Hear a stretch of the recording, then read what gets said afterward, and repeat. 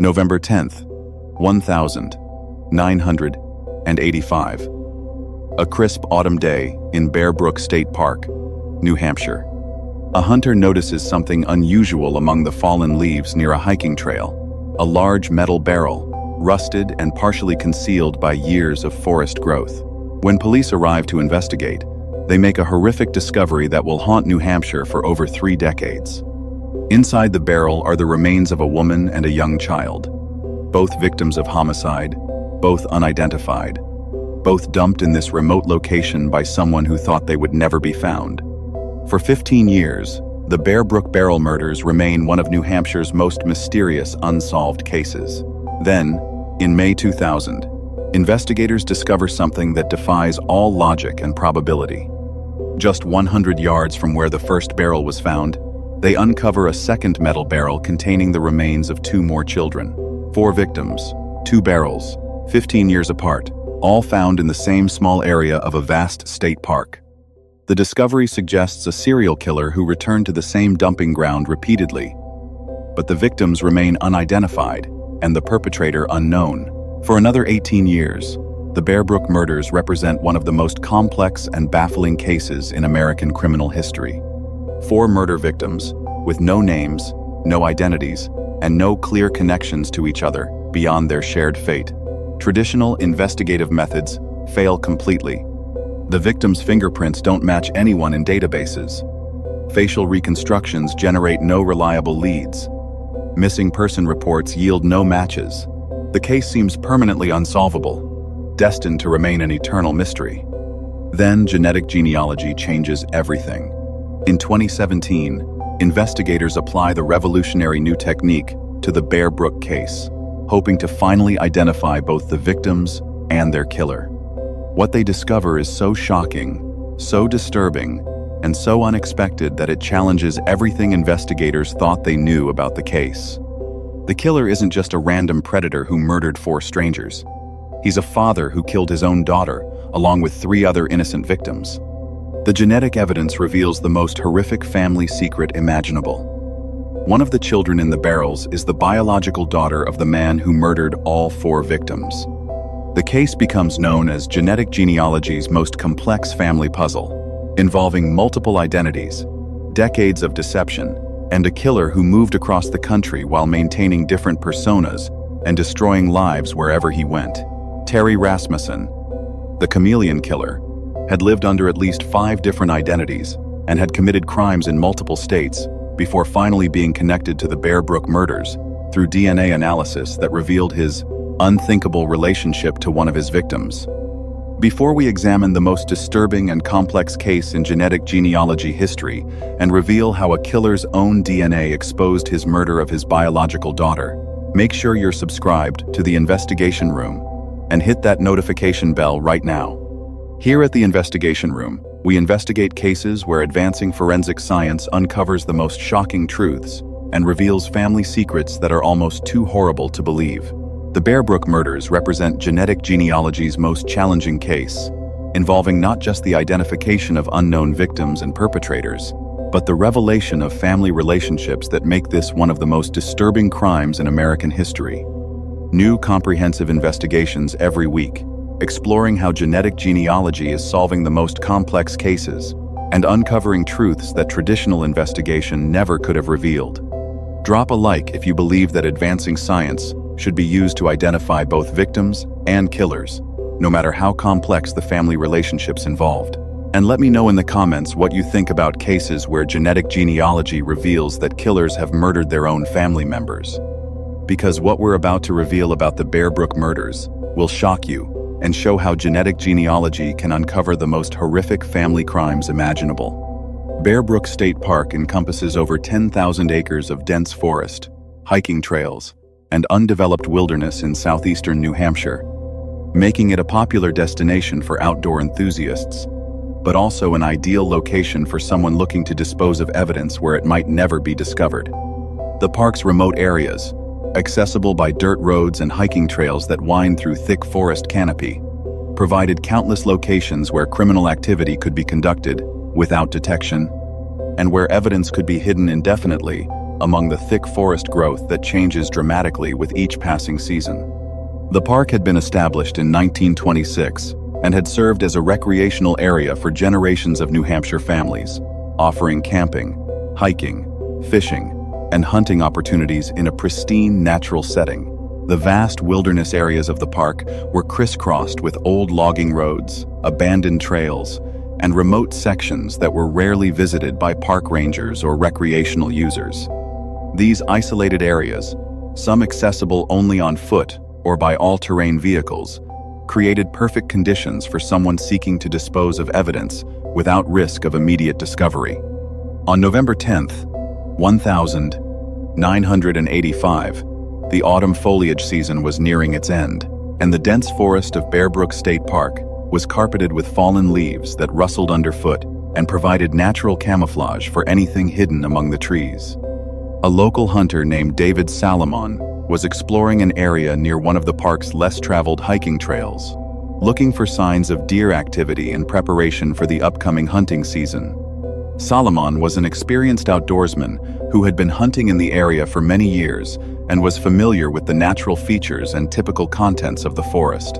As Salomon moved through the woods, carefully observing the ground for deer tracks and other signs of wildlife activity, he noticed something that immediately struck him as unusual and out of place in the natural forest environment.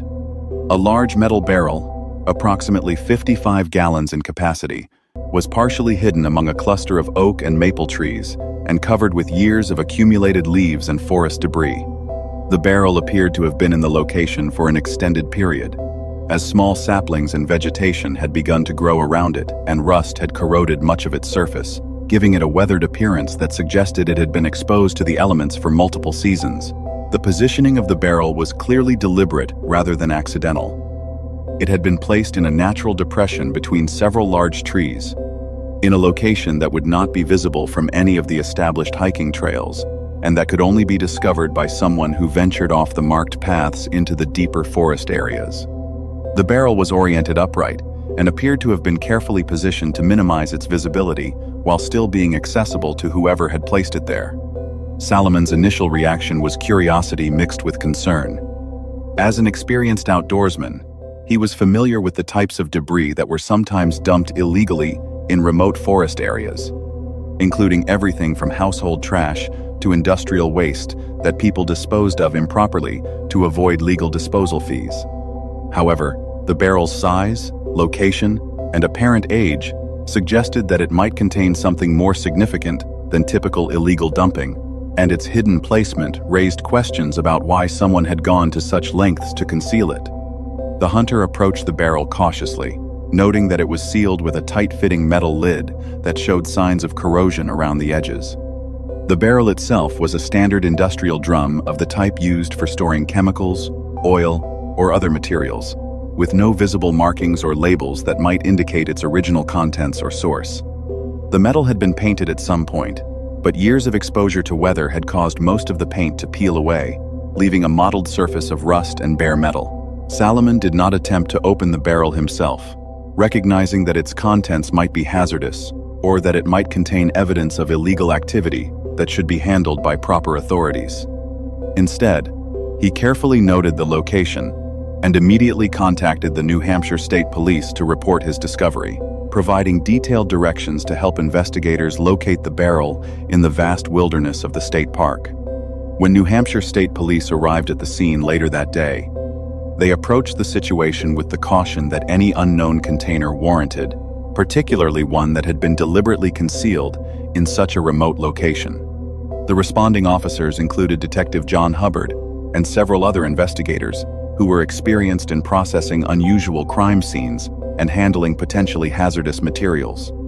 The investigators first documented the scene extensively, taking photographs of the barrel from multiple angles and recording detailed measurements of its position relative to nearby landmarks and geographical features. They noted the apparent age of the barrel's placement based on the vegetation growth around it and the degree of corrosion on its surface, estimating that it had been in the location for at least several years and possibly much longer. The investigators also conducted a thorough search of the immediate area surrounding the barrel, looking for any additional evidence that might be related to its placement, or that might provide clues about who had brought it to the location. This search revealed no obvious additional evidence, but the remote nature of the location and the difficulty of accessing it suggested that whoever had placed the barrel there had planned carefully and had taken steps to avoid detection. When the investigators finally opened the barrel, using proper safety equipment and procedures in case it contained hazardous materials, they made a discovery that would launch one of the most complex and long-lasting criminal investigations in New Hampshire history. Inside the barrel, wrapped in plastic bags and other materials, were the skeletal remains of two individuals, an adult woman and a young child. Both had clearly been deceased for an extended period, and the condition of the remains immediately indicated that they had been victims of homicide rather than natural death or accident. The discovery transformed what had initially appeared to be a case of illegal dumping into a double homicide investigation that would challenge investigators for more than 3 decades. The barrel had not contained industrial waste or household debris, but the bodies of 2 murder victims who had been carefully concealed in one of New Hampshire's most remote locations by someone who had hoped they would never be found. The crime scene was immediately expanded and secured as investigators recognized the significance of the discovery and the need to process the scene with the utmost care and thoroughness. Additional investigators, forensic specialists, and crime scene technicians were called to the location to assist with the complex task of documenting and processing a crime scene that was unlike anything they had encountered before. The barrel itself became a crucial piece of evidence, examined extensively for fingerprints, DNA evidence, tool marks, or any other clues that might provide information about who had placed it in the location or when it had been deposited there. The investigators noted that the barrel was a common industrial type that could have been obtained from numerous sources, making it difficult to trace its origin through manufacturer records or distribution channels. The remains were carefully removed from the barrel using proper forensic procedures, with every piece of bone, clothing, fragment, and associated material documented and preserved for laboratory analysis. The investigators noted that the victims had been placed in the barrel, along with various personal effects and clothing items that might provide clues about their identities or the circumstances of their deaths. The remote location of the discovery site meant that the investigation faced immediate logistical challenges in terms of processing the crime scene and transporting evidence and personnel to and from the location. The investigators had to establish secure access routes to the site and coordinate with park officials to ensure that the investigation could be conducted without compromising the integrity of the evidence or endangering the safety of personnel working in the remote wilderness area.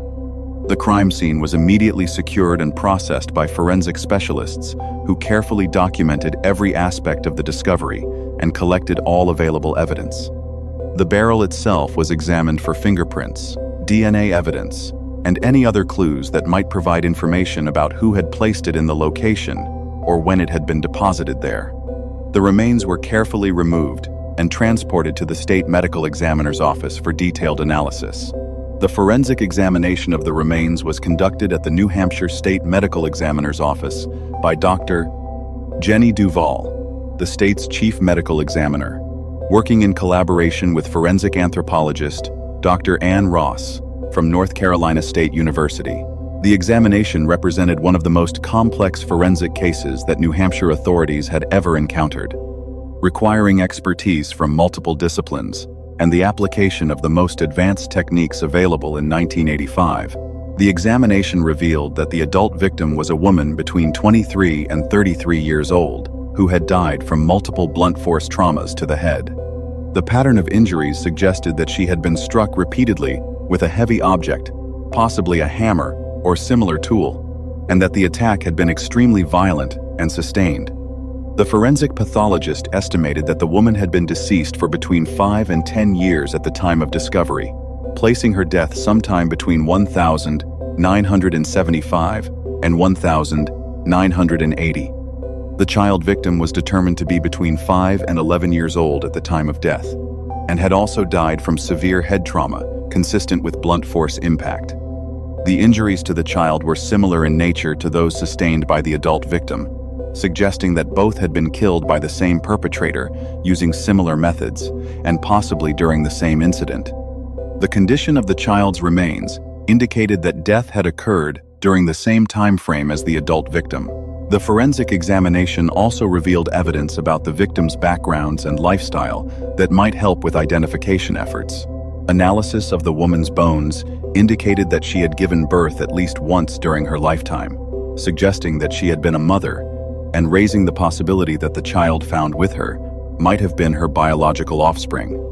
Dental examination revealed that the woman had received some dental care during her lifetime, though not the extensive restorative work that might be expected from someone with comprehensive dental insurance or regular professional care.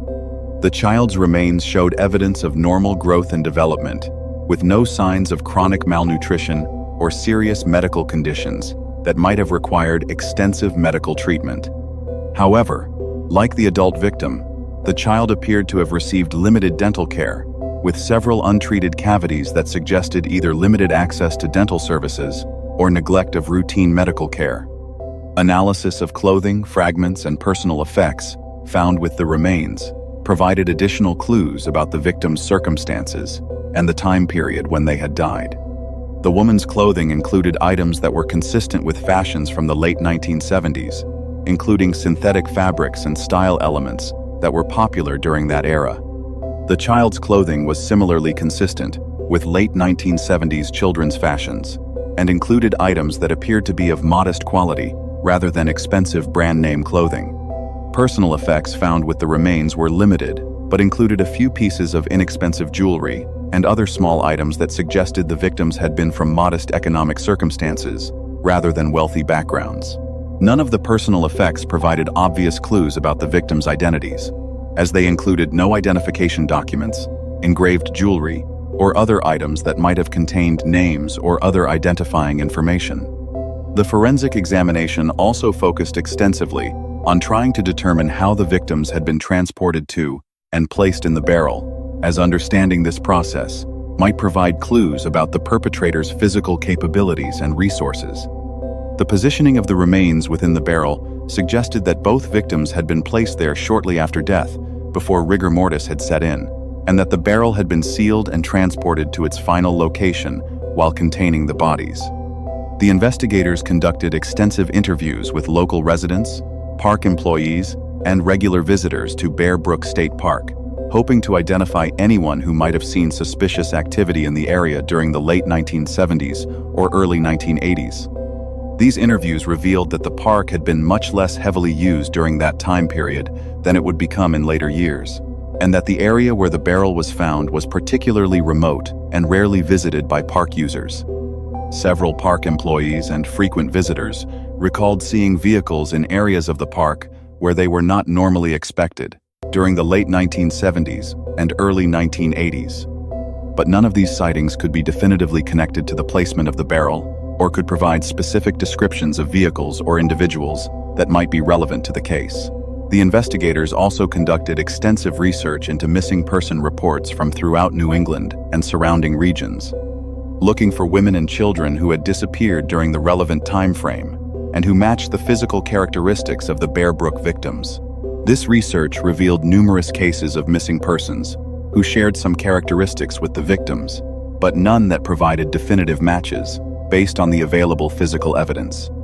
The absence of clear missing person matches was particularly puzzling to investigators, as it suggested that either the victims had not been reported missing by family members, that missing person reports had not been properly filed or preserved, or that the victims had come from backgrounds where their disappearances might not have generated official police reports. This pattern was consistent with victims who might have been involved in transient lifestyles, domestic violence situations, or other circumstances that could result in their disappearances not being immediately noticed or reported to authorities. Dental records comparison proved to be one of the most promising avenues for victim identification, as dental characteristics are highly individual and can often provide definitive identification even when other physical evidence is ambiguous.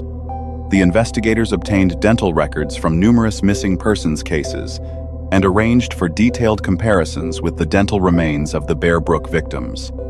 However, Despite extensive dental comparisons involving dozens of potential matches, investigators were unable to find any missing persons whose dental records definitively matched either of the Bear Brook victims.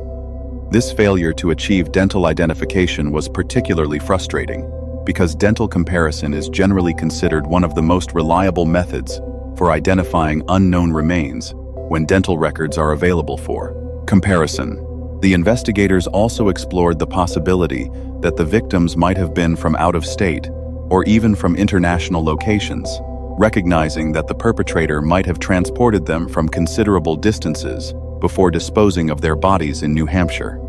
This expanded investigation involved coordination with law enforcement agencies throughout the United States and consultations with federal agencies that maintain databases of missing persons and unidentified remains. Despite these expanded efforts, the Bear Brook victims remained unidentified after months of intensive investigation involving multiple agencies and forensic specialists. The case began to take on the characteristics of a cold case, even though it was still being actively investigated, as traditional identification methods had been exhausted without success, and new leads were becoming increasingly rare. The investigation also focused extensively on trying to understand the significance of the Bear Brook location and whether it might provide clues about the perpetrator's background or connections. Investigators researched the history of the area, looking for any connections to local residents, former employees, or other individuals who might have had particular knowledge of the remote location where the barrel was found. This research revealed that the area had been used for various purposes over the years, including logging operations, hunting, and recreational activities, but no clear connections emerged that might point towards specific individuals who had particular familiarity with the location. The investigators concluded that the perpetrator had either conducted extensive reconnaissance of the area before selecting it as a disposal site, or had stumbled upon it during other activities and recognized its potential for concealing evidence. The psychological profile of the perpetrator that emerged from the forensic evidence and crime scene analysis suggested someone who was organized, methodical, and capable of planning complex criminal activity over extended periods. The fact that both victims had been killed in similar ways and disposed of together suggested that the murders had been committed by a single individual rather than multiple perpetrators working together. The perpetrator's decision to use a metal barrel for body disposal indicated access to industrial materials and possibly familiarity with methods for concealing evidence. The remote location selected for the disposal suggested either extensive local knowledge or considerable time spent scouting potential sites, both of which indicated a level of planning and preparation that was unusual for impulsive or disorganized criminals. The case attracted significant media attention throughout New Hampshire and the surrounding region, with newspapers and television stations regularly reporting on the investigation and appealing for information from the public. The unusual nature of the crime, two unidentified victims found in a barrel in a remote state park, captured public attention and generated numerous tips and potential leads from people who thought they might have information relevant to the case. However, despite the extensive media coverage and public interest, none of the tips and leads generated by the publicity resulted in the definitive identification of the victims or the development of viable suspects in their murders. Many of the tips involved possible sightings of missing persons or suspicious individuals, but none could be substantiated through investigation or connected to the Bear Brook case through physical evidence or reliable testimony. As 1986 progressed into 1987 and beyond, the Bear Brook case gradually transitioned from an active daily investigation to a cold case that was reviewed periodically, but lacked new evidence or promising leads to pursue. The case files remained open, and investigators continued to follow up on occasional tips and to review the evidence using new technologies as they became available. But the intensive daily effort that had characterized the initial investigation was necessarily redirected to more recent cases with active leads. The transition to cold case status was particularly difficult for the investigators who had worked most closely on the Bear Brook case, as they remained convinced that the evidence existed to solve the case if only the right approach or technology could be found. Detective John Hubbard, who had been one of the first investigators on the scene, continued to work on the case periodically throughout his career, and maintained detailed files of all evidence and investigative leads, even as official attention shifted to other priorities. The victims themselves, despite remaining unidentified, became symbols of unsolved cases throughout New Hampshire and served as reminders of the limitations of traditional investigative methods when dealing with certain types of crimes. The woman and child found in the Bear Brook barrel represented not just two individual tragedies, but the broader challenges faced by law enforcement in identifying victims and perpetrators when normal identification methods fail to produce results.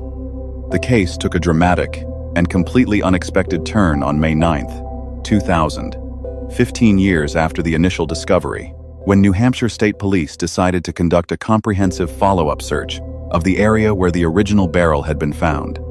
The decision to revisit the site was driven by several factors, including the development of new search technologies that had not been available in 1985, the ongoing frustration with the unresolved nature of the case, and a growing recognition among investigators that the remote location might have been used for additional criminal activity. Detective Peter Headley, who had taken over primary responsibility for the Bear Brook case, coordinated the new search effort in collaboration with the New Hampshire Attorney General's office and several federal agencies that provided specialized equipment and expertise. The search was planned as a systematic examination of a much larger area around the original discovery site, using ground-penetrating radar, metal detectors, and other advanced technologies that could potentially locate buried evidence or additional crime scenes. The search team included investigators from multiple agencies, forensic specialists, and technical experts who operated the sophisticated equipment being used to examine the forest floor and subsurface areas. The effort represented one of the most technologically advanced cold case investigations that New Hampshire had ever undertaken, and it reflected the state's continued commitment to solving the Bear Brook case, despite the passage of 15 years without significant progress. The ground-penetrating radar equipment used in the search was capable of detecting underground anomalies that might indicate buried objects, disturbed soil, or other signs of human activity in areas where such disturbances would be unusual.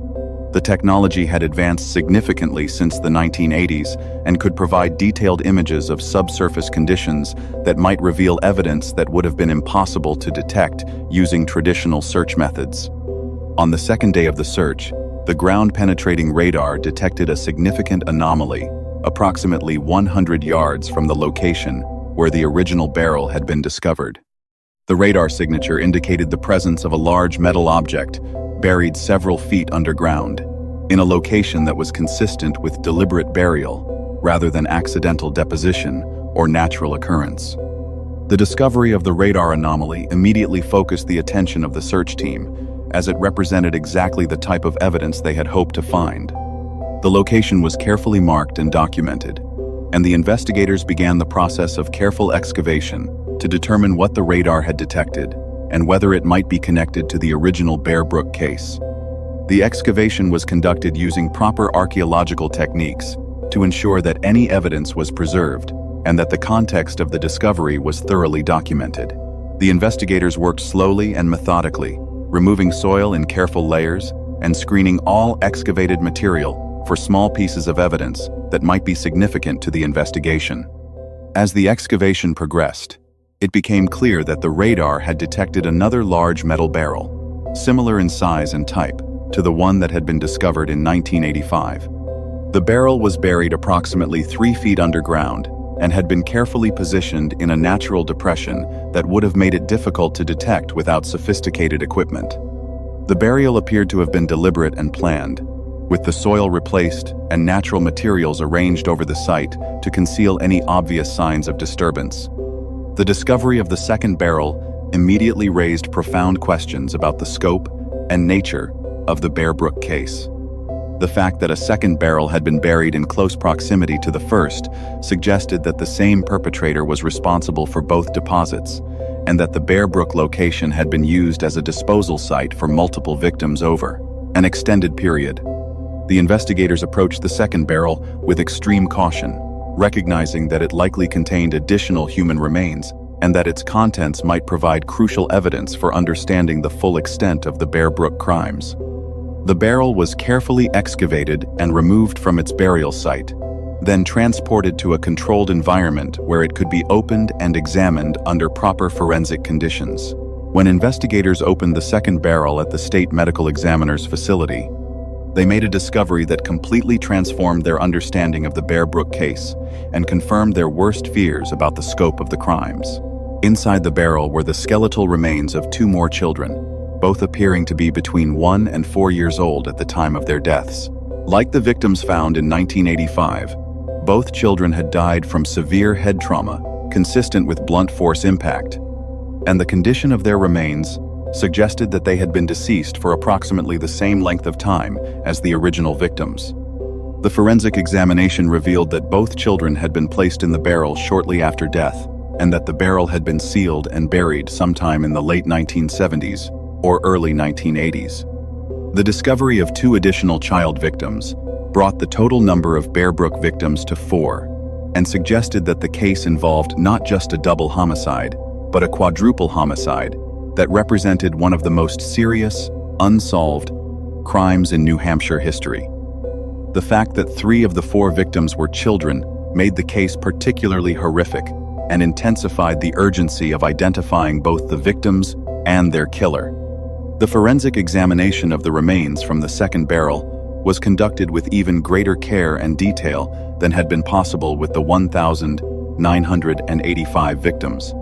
As advances in forensic science during the intervening 15 years had provided investigators with new tools and techniques for analyzing skeletal remains and extracting maximum information from physical evidence.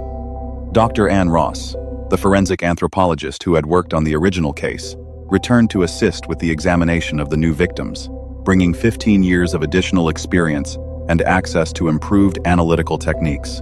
The examination focused not only on determining the cause and manner of death, but also on extracting any possible information about the victims' identities, backgrounds, and relationships to each other and to the original victims. The forensic examination revealed that the 2 children from the second barrel were both female and appeared to have died at approximately the same time as each other and as the victims from the first barrel. The injuries sustained by both children were consistent with the same type of weapon and similar level of violence that had killed the original victims, strongly suggesting that all 4 murders had been committed by the same perpetrator during the same general time period. Advanced techniques for analyzing bone chemistry and growth patterns provided additional information about the victims' backgrounds and living conditions before their deaths. The analysis suggested that both children had been generally well-nourished and had not suffered from chronic medical conditions or severe neglect, though, like the original victims, they appeared to have received limited dental and medical care. The clothing and personal effects found with the remains from the second barrel were consistent with late 1970s children's fashions and included items that appeared to be of modest quality rather than expensive or distinctive brands.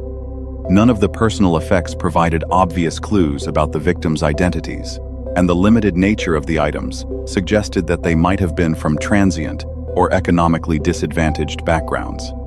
Most significantly, the discovery of the second barrel led to the application of DNA analysis techniques that had not been available during the original investigation in 1985.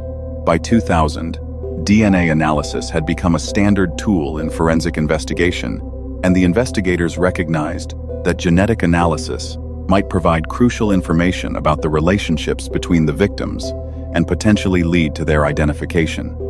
DNA extraction from the skeletal remains of all 4 victims was conducted at the FBI laboratory in Quantico, Virginia, using the most advanced techniques available at the time. The analysis was complicated by the age and condition of the remains, but sufficient genetic material was recovered from all 4 victims to develop partial DNA profiles that could be used for comparison and relationship analysis.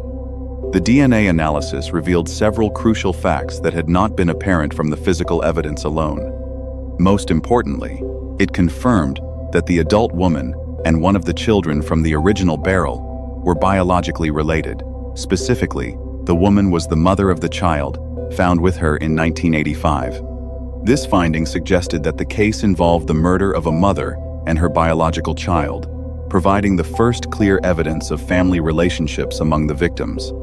The DNA analysis also revealed that the two children from the second barrel were sisters who were biologically related to each other, but were not related to the woman and child from the first barrel. This finding indicated that the Bear Brook murders involved victims from at least two different family groups, though it remained unclear how these families might have been connected or why they had been killed together. However, the DNA analysis also produced a completely unexpected and puzzling result. One of the sisters from the second barrel, specifically, the middle child in terms of age among all four victims, was not biologically related to any of the other three victims. This child appeared to be from a completely different family background than the other victims, raising complex questions about how she had become involved in the case and why she had been killed along with the others. The discovery that the middle child was unrelated to the other victims significantly complicated the investigation and suggested that the Bear Brook case involved more complex circumstances than a simple family annihilation. The killer appeared to have had access to children from multiple different families, or had been involved with multiple women who had children from different relationships. These DNA findings transformed the Bear Brook investigation from a case involving unidentified victims to a case involving complex family relationships that might provide clues about the perpetrator's identity and connections. The investigators recognized that understanding these relationships might be the key to solving the case, but it also made the investigation much more complicated and challenging. The revelation of family relationships among some of the victims led to renewed efforts to identify them through missing person databases and genealogical research. Investigators focused particularly on missing families rather than individual missing persons, looking for cases where mothers and children had disappeared together during the relevant time frame. This approach led to several promising leads, including missing person cases from California and other Western states, where families had disappeared under circumstances that might be consistent with the Bear Brook victims. However, despite extensive investigation of these cases, none provided definitive matches with the Bear Brook victims based on the available physical evidence and DNA analysis. The discovery of the second barrel and the DNA analysis results also led to renewed media attention and public interest in the Bear Brook case. The revelation that the case involved 4 victims rather than 2, and that 3 of the victims were children, generated extensive coverage in newspapers, television programs, and emerging internet forums dedicated to unsolved crimes. This renewed attention generated hundreds of new tips and potential leads from people throughout the United States who thought they might have information relevant to the case. While most of these tips did not produce viable leads, they demonstrated the continued public interest in the case and the widespread desire to see the victims identified and their killer brought to justice. The investigation also expanded to include cold case specialists and behavioral analysts who could provide insights into the psychology and methods of someone who would kill multiple children and dispose of their bodies in such a methodical way. The perpetrator's decision to return to the same location for multiple body disposals suggested a level of comfort with the area and confidence in the security of the disposal site that indicated either extensive local knowledge, considerable time spent planning and preparing the location. The behavioral analysis suggested that the perpetrator was likely someone who had long-term connections to the New Hampshire area, or who had spent considerable time in the region during the late 1970s and early 1980s. The killer's willingness to transport multiple victims to the same location over what appeared to be an extended time period indicated either extreme confidence in avoiding detection or a compulsive need to use the same disposal method repeatedly. Despite these insights and the renewed investigative effort prompted by the discovery of the second barrel, the Bear Brook case remained unsolved as the investigation entered the new millennium.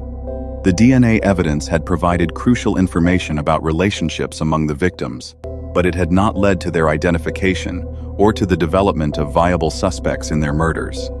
The case continued to be worked periodically by New Hampshire investigators, but it lacked the active leads needed to drive daily investigative activity.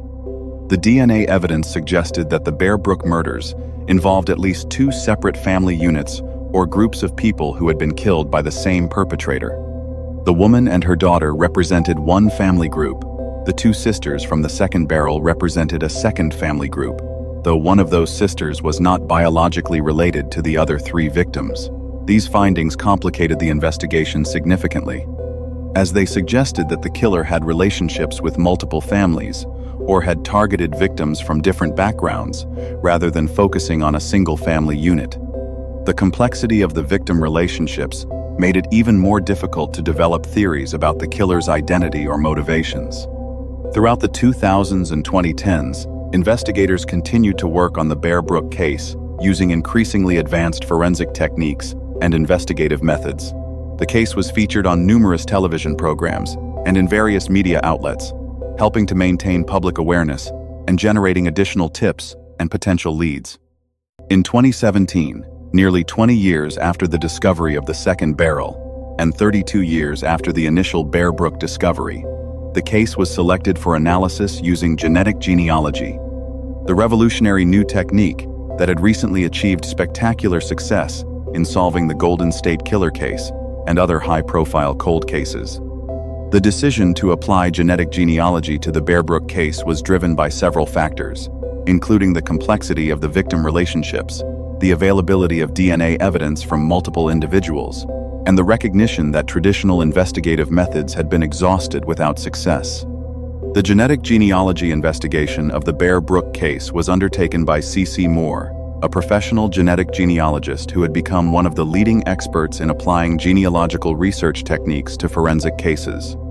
Moore had already achieved success with several other cold cases and was known for her ability to work with complex family relationships and challenging DNA evidence.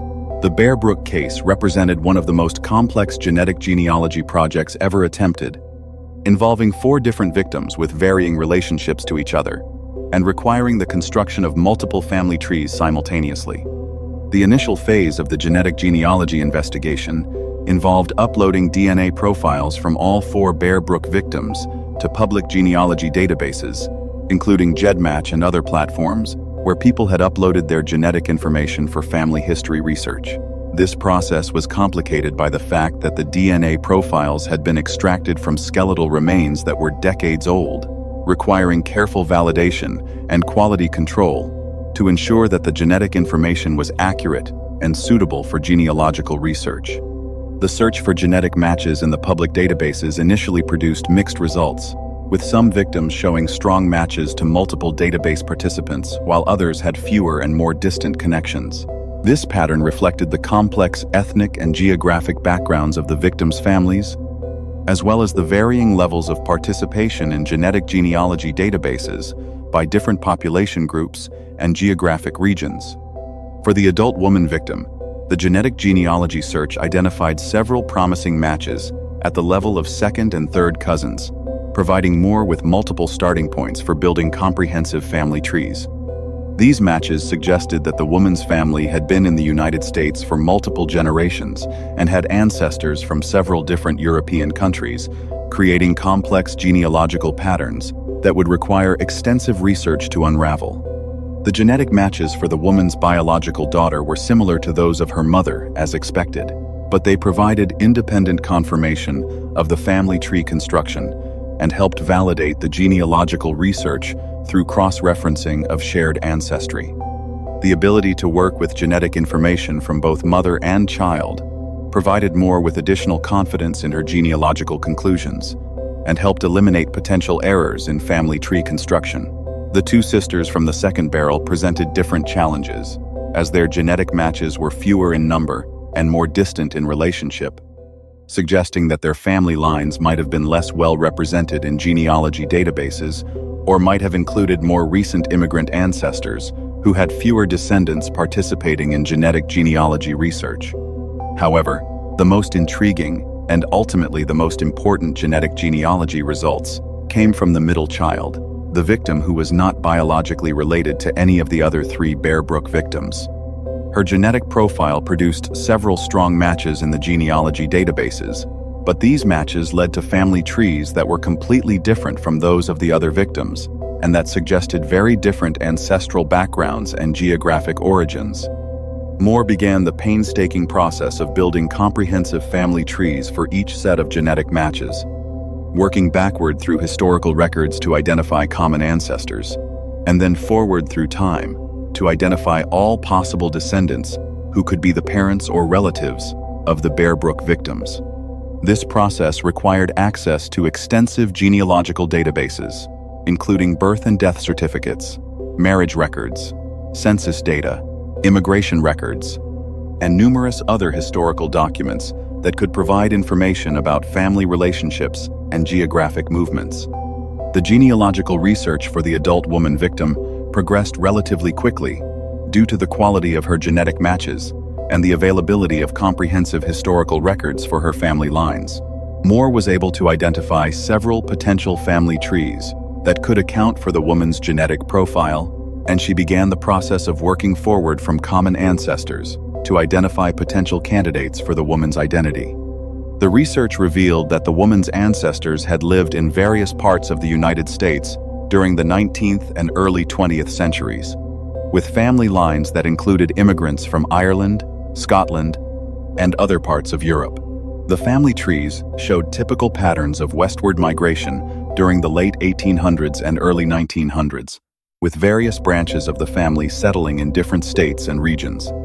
As Moore continued to build out the family trees and identify potential candidates for the woman's identity, she began to focus on missing person cases from the appropriate time period that involved women who matched the physical characteristics and family background suggested by the genetic genealogy research. This process led her to investigate the disappearance of Marlise Elizabeth Honeychurch, who had vanished from La Puente, California, in 1978, along with her 2 daughters. The Honeychurch disappearance had been reported to California authorities in 1978, but the case had received limited investigation due to assumptions about domestic situations and the transient lifestyle that Marlise had been living at the time of her disappearance. The missing person report indicated that Marlise had left California with a boyfriend and had taken her 2 daughters with her, leading investigators to assume that she had simply moved to another location rather than becoming a victim of foul play. Moore's genealogical research suggested that Marlise Honeychurch could be a strong candidate for the adult woman found in the first Bear Brook barrel, and she began the process of trying to confirm this identification through additional research and consultation with law enforcement agencies. The potential identification of Marlise Honeychurch also provided investigators with new information about her 2 daughters, Marie Elizabeth Vaughn and Sarah Lynn McWaters, who had disappeared with her in 1978. However, the genetic genealogy research also revealed complexities in the Honeychurch case that had not been apparent from the original missing person reports. The DNA evidence from Bear Brook indicated that only one of the children found in the barrels was biologically related to the adult woman, but Marlise Honeychurch had disappeared with 2 daughters, raising questions about what had happened to the second daughter and whether both children had been victims of the same crime. Further genealogical research and consultation with missing person databases revealed that the family relationships in the Honeychurch case were more complex than had been indicated in the original reports. Marlise had been involved with multiple men during the period leading up to her disappearance, and her daughters had different biological fathers, creating complicated family dynamics that might have contributed to their eventual disappearance and deaths. The genetic genealogy research for the middle child, the victim who was not related to any of the other Bear Brook victims, proved to be even more complex and ultimately more shocking than the research into the Honeychurch family. Moore's analysis of this child's genetic matches led to family trees that suggested very different ancestral backgrounds from the other victims, and the genealogical patterns indicated that this child's family had different geographic origins and migration histories. As Moore built out the family trees for the middle child's genetic matches, she began to identify potential common ancestors who had lived in different parts of the United States during the 19th century. The research indicated that this child's ancestry included family lines from New England, the Midwest, and other regions, creating a complex genealogical puzzle that required extensive historical research to resolve. However, The most significant breakthrough in the genetic genealogy research came when Moore realized that the family trees she was building for the middle child were leading her toward potential connections with known criminals rather than missing person cases. The genetic evidence suggested that this child might be related to someone who had been involved in criminal activity, raising the possibility that the child's parent might be connected to the Bear Brook crimes themselves. This realization led Moore to expand her research to include not just missing person databases, but also criminal databases and records of individuals who had been arrested or investigated for various crimes during the 1970s and 1980s. This approach was unusual for genetic genealogy cases, which typically focused on identifying victims rather than exploring potential connections between victims and perpetrators. The expanded research led Moore to investigate Terry Rasmussen, a career criminal who had lived under multiple identities and had been connected to various crimes across the United States during the relevant time period. Rasmussen had used numerous aliases, including Curtis Kimball, Bob Evans, Gordon Jensen, and Larry Vanner, and his transient lifestyle and criminal activities had made him a person of interest in several unsolved cases. Most importantly, Moore's research suggested that Terry Rasmussen might be the biological father of the middle child found at Bear Brook, indicating that one of the victims was actually the daughter of the perpetrator himself. This possibility represented one of the most shocking discoveries in the history of genetic genealogy and suggested a level of depravity that was almost incomprehensible. A father who had murdered his own biological child, along with 3 other innocent victims.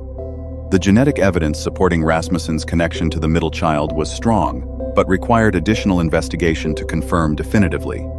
Moore worked closely with law enforcement investigators to obtain additional DNA samples that could be used for comparison purposes and to verify the genealogical conclusions through independent testing and analysis. The investigation into Terry Rasmussen revealed that he had died in a California prison in 2010 while serving a sentence for other crimes, which meant that he could not be prosecuted for the Bear Brook murders, but also that additional DNA samples could potentially be obtained from preserved biological materials for comparison purposes. The investigators worked with California authorities to obtain DNA samples from Rasmussen that could be definitively compared to the genetic evidence from the Bear Brook case. When the comparative DNA analysis was completed, the results confirmed what genetic genealogy had suggested. Terry Rasmussen was indeed the biological father of the middle child found at Bear Brook, proving that he had murdered his own daughter, along with 3 other victims. The revelation added a horrific family dimension to an already tragic case and demonstrated the depths of evil that genetic genealogy could sometimes uncover. The identification of Rasmussen as the perpetrator also provided investigators with new insights into his methods and motivations, as well as connections to other unsolved crimes that he might have committed during his criminal career.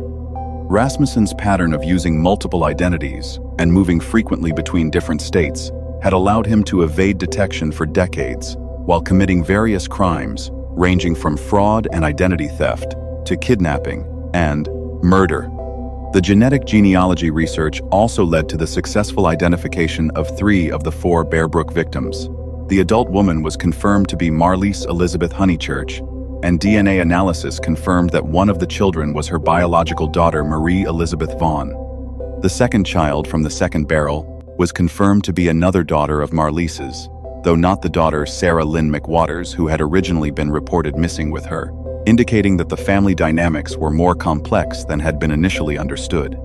The genetic evidence revealed that Marlise Honeychurch had been involved with Terry Rasmussen during the period leading up to her disappearance, and that he had been responsible for the deaths of her family. The relationship between Rasmussen and Honeychurch explained how he had gained access to the family and provided a potential context for the murders, though the specific circumstances that led to the killings remained unclear due to Rasmussen's death and the absence of any surviving witnesses. However, despite the success in identifying 3 of the 4 victims and the perpetrator, the 4th victim, Rasmussen's biological daughter, who was found in the second barrel, remained unidentified. This child, who had been between 2 and 4 years old when she was killed, could not be connected to any missing person reports or family members who might provide clues about her identity or the circumstances of her birth and early life. The continued mystery of the fourth victim's identity represented one of the most persistent challenges in the Bear Brook case, and demonstrated that even the most advanced genetic genealogy techniques had limitations when dealing with individuals who had no known family connections or official records. The child's identity remained unknown because Rasmussen's transient lifestyle and use of multiple identities made it extremely difficult to trace all of his relationships and determine who the mother of his daughter might have been. Terry Rasmussen was a serial criminal who had used at least 5 different identities during his criminal career, including the names Curtis Kimball, Bob Evans, Gordon Jensen, and Larry Vanner. His ability to assume different identities and move between different states had allowed him to evade detection for decades, while committing crimes ranging from fraud and child abuse to murder. Investigation into Rasmussen's background revealed that he had been in California during the late 1970s when the Honeychurch family disappeared, and that he had had relationships with multiple women during this period, some of whom had children who later disappeared or were found dead under suspicious circumstances. Most significantly, investigators determined that Rasmussen had been the boyfriend of Marlise Honeychurch in 1978 when she and her daughters disappeared from California. This relationship explained how he had gained access to the family and provided a potential motive for their murders, though the specific circumstances that led to the killings remained unclear. The genetic evidence also revealed that Rasmussen had fathered the middle child who was found in the second barrel, confirming that he had killed his own biological daughter, along with the Honeychurch family members. This discovery made the Bear Brook case one of the most disturbing examples of familial homicide in American criminal history. Unfortunately, Rasmussen had died in a California prison in 2010 while serving a sentence for other crimes, which meant that he could not be prosecuted for the Bear Brook murders. However, the genetic genealogy evidence provided definitive proof of his responsibility for the crimes, and finally gave investigators and the victims' families the answers they had been seeking for more than 30 years. The identification of Terry Rasmussen as the Bear Brook killer also led to connections with other unsolved crimes from the same time period. Investigators determined that Rasmussen was also responsible for the 1,981 murder of Denise Bodine in New Hampshire, and that he had likely committed additional crimes that had not yet been connected to him through DNA evidence. The Bear Brook case became a landmark example of how genetic genealogy could solve the most complex and challenging cold cases, even those involving multiple victims with unclear relationships and perpetrators who had successfully hidden their identities for decades. The case demonstrated the power of genetic genealogy, not only to identify unknown victims and perpetrators, but also to reveal family relationships that provided crucial insights into the motivations and circumstances surrounding the Ende crimes. However, the Bear Brook case also highlighted one of the ongoing challenges in genetic genealogy. The fourth victim, Rasmussen's biological daughter who was found in the second barrel, remains unidentified despite extensive research and investigation.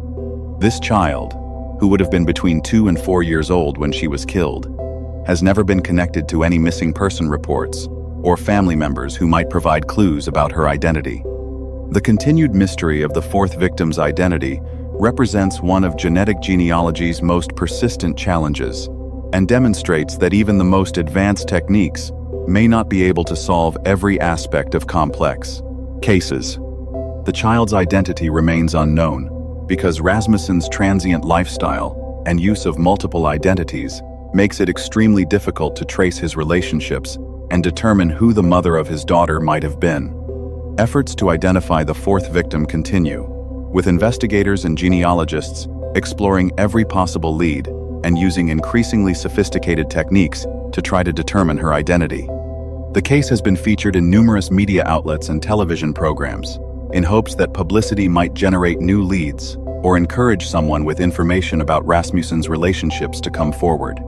The Bear Brook case has also contributed significantly to the development and refinement of genetic genealogy techniques, particularly in cases involving multiple victims and complex family relationships.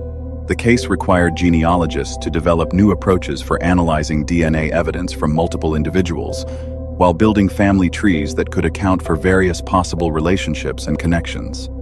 The success of genetic genealogy in solving most aspects of the Bear Brook case helped establish the technique's credibility and demonstrated its potential for solving even the most challenging cold cases.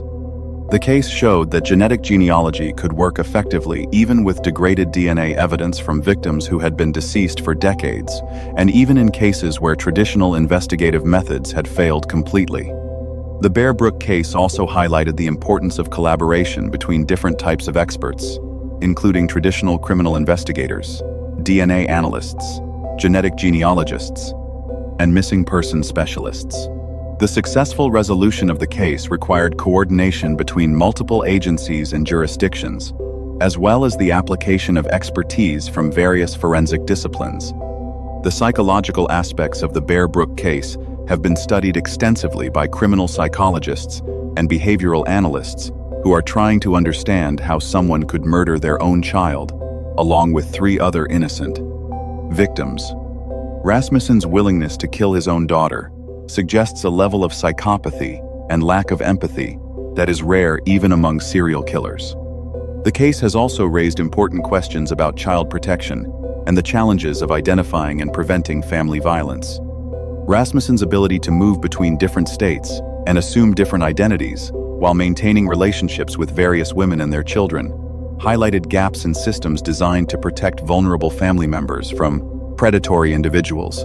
For the genetic genealogy community, the Bear Brook case represents both a significant success and an ongoing challenge. While the technique successfully identified 3 of the 4 victims and the perpetrator, the continued mystery of the 4th victim's identity demonstrates that even the most advanced genetic genealogy methods have limitations when dealing with individuals who have no known family connections or records.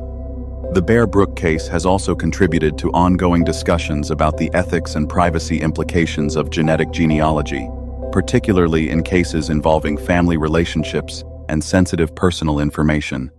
The revelation that Rasmussen had murdered his own daughter raised questions about how such information should be handled and shared with the public and with family members who might be affected by the discoveries. Despite these ongoing challenges, the Bear Brook case is widely regarded as one of genetic genealogy's most important successes, demonstrating the technique's potential to solve complex cases that seemed permanently unsolvable using traditional methods. The case provided closure to family members who had been searching for missing relatives for decades and provided answers to one of New Hampshire's most notorious unsolved crimes. The case also demonstrated the value of preserving evidence from cold cases, even when there seems to be little hope of resolution. The DNA evidence that ultimately solved the Bear Brook case had been carefully preserved by New Hampshire authorities for more than 30 years, waiting for technology to advance enough to unlock its secrets. Looking forward, the Bear Brook case continues to influence the development of new genetic genealogy techniques and approaches for dealing with complex family relationships and multiple victim cases. The methodologies developed for the Bear Brook investigation have been applied to other challenging cases and have contributed to the overall advancement of genetic genealogy as a forensic discipline. The case also serves as an important reminder of the potential for genetic genealogy to reveal disturbing truths about family relationships and criminal behavior. While the technique has primarily been used to solve cases involving unrelated perpetrators and victims, the Bear Brook case showed that genetic genealogy can also expose family crimes that might never have been discovered through traditional investigation methods.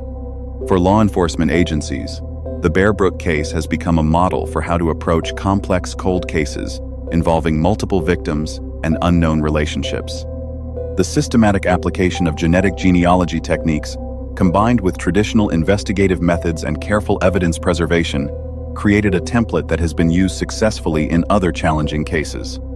The Bear Brook case will continue to be studied and analyzed as genetic genealogy techniques continue to evolve and improve. The case represents a watershed moment in the development of genetic genealogy and demonstrates both the tremendous potential and the ongoing challenges associated with using genetic information to solve complex criminal cases. Most importantly, the Bear Brook case provided justice for Marlise Honeychurch and her daughters, who had been missing for more than 40 years before their identities were finally confirmed through genetic genealogy. While the resolution of the case could not restore their lives or undo the trauma inflicted by Terry Rasmussen, it provided their surviving family members with the answers they had been seeking and the knowledge that their loved ones had not been forgotten. The case also provided a measure of justice for the fourth victim, Rasmussen's biological daughter, even though her identity remains unknown. The confirmation that Rasmussen was responsible for her death means that her killer has been identified, even if her own identity and the circumstances of her life remain a mystery.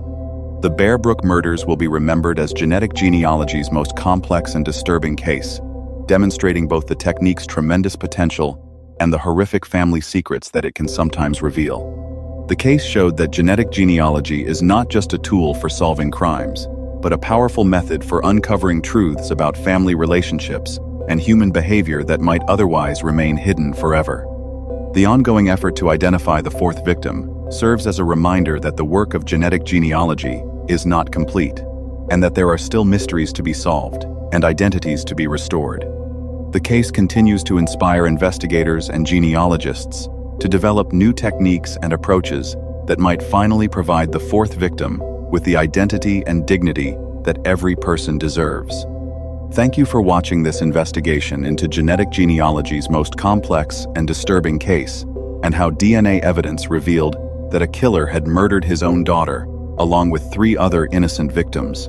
If you believe that genetic genealogy should be used to identify both victims and perpetrators, regardless of how disturbing the family relationships might be, subscribe to the Investigation Room right now. Hit that notification bell so you never miss our investigations into cases where advancing science reveals the most shocking truths about family crimes and human depravity. Share this video with anyone who wants to understand how genetic genealogy works in the most complex cases, and how it can uncover family secrets that are almost too horrible to believe. And let me know in the comments what you think about cases where genetic genealogy reveals that killers have murdered their own family members.